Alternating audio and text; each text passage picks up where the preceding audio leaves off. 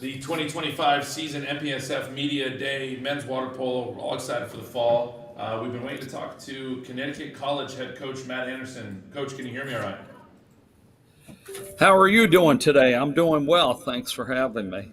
Yeah, yeah. Good to hear your voice, Coach, and good to talk some Camel water polo this afternoon here.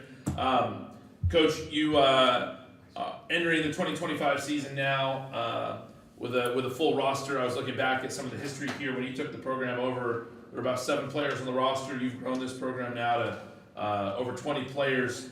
How have you done that? How have you built this Connecticut College water polo roster up over the years, and what gets you excited about this 2025 season?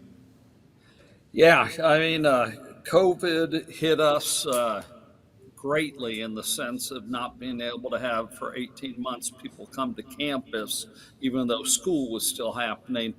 So we were depleted, and I took the plan that I was going to recruit kids, whether I saw them play or not, provided they had played high school water polo. And that Yeah. allowed a lot of kids to get an opportunity to become college athletes that normally probably wouldn't have. And it allowed them to come in knowing that they were going to get a fresh look. And now, I mean, we're we're greatly improved every year since I've been able to bring kids in. And now, yes, having a roster of 20 just allows me to have more depth at every position. That's great. That's great work, Coach, building this roster back up. Talk about the where you built this roster from.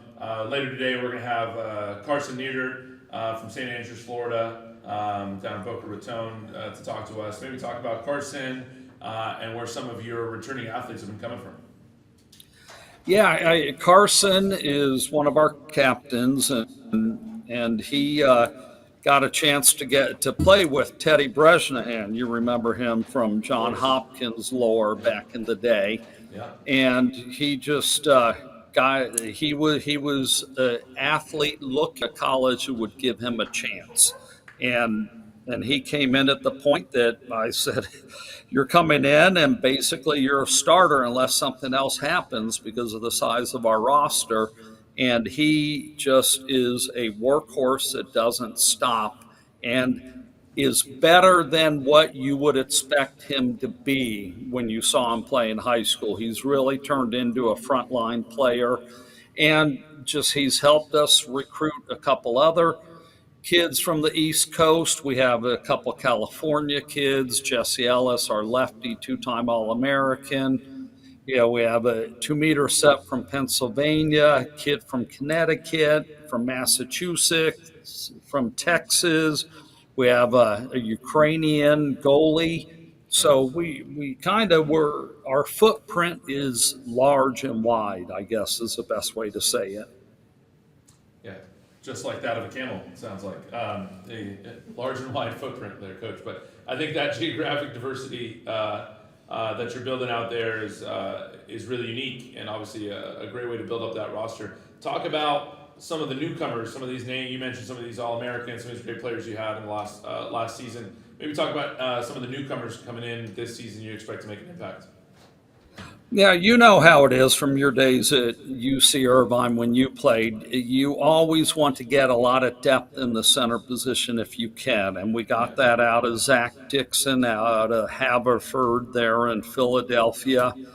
And we have a player from Colorado who his sister also, they're twins, is coming to play for my women's team. And he ended up playing for Craig Ackley, who I coached with and against in the Bay Area, 20 plus years ago. And so he's well versed on the game of water polo.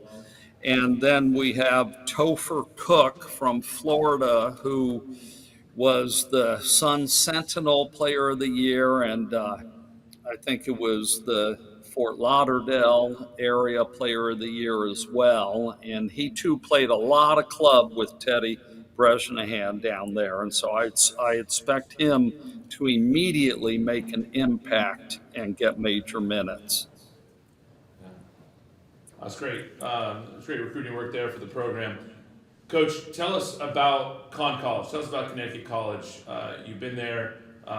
You've coached, all over the country in some big places. What makes Connecticut College special? If I'm out there, I'm a family member. I'm an interested in recruit. What makes College a place that I want to go continue my education and my water polo career? Well, when I was at Division One, one of the coaches at Michigan would always tell me D3 is truly what a student athlete is. And you'd be like, okay. Now that I'm at Division Three, it completely is what you would expect. Majority of kids in the nation don't have the opportunity to go Division One, and so they really are students first, and then they're athletes. So at College, the opportunity to study abroad, to double major, 1900 New England Residence College, everybody's on campus, very open and inclusive. And then we compete at a high level. I mean, we have a all deep facility. The coaching they get here isn't bad on the water polo side. And then we get to compete against, we go up to Brown and play, we go to Harvard and play. And, though you're going to be competing against those teams in the professional world, those players. So you might as well compete against them athletically. And now joining the MPSF, which years ago when I coached at San Jose State in the early 2001, 2002, we were a member of the MPSF. So I've kind of come full circle. It just allows the opportunity to play peers while also getting to understand what a complete conference is. It's a multi-sport conference. But College just gives kids opportunities. They have great pathways. We're a high academic school, so not everybody is able to get into Connecticut College, but those who do are just they're good students that want to be athletes but don't want the athletic side to overtake the student side. Well, thanks, Coach. That sounds like a great place to continue your career, and great job on building the program back up. We're really excited to see College compete this fall, and thanks for joining us today on this MPSF Media Day. Yeah, I'm looking forward to it. I mean, we stayed out of the MPSF a handful of years ago in order to give the Northeast a bid to the NCAA by being the sixth member. And then as soon as they were able to bring in someone else, which they did with Long Island, we now have the opportunity. And I like the team that I have. I like the chances to compete against everybody from 1 through 7 in the MPSF. This year's team is easily probably the best team we've had since 2017 when we finished second in Easterns for D3. So I'm excited to see where it takes us. Yeah, well, that excitement's right there with you, Coach. Thanks again for joining us today, and we'll see you on a pool deck this fall.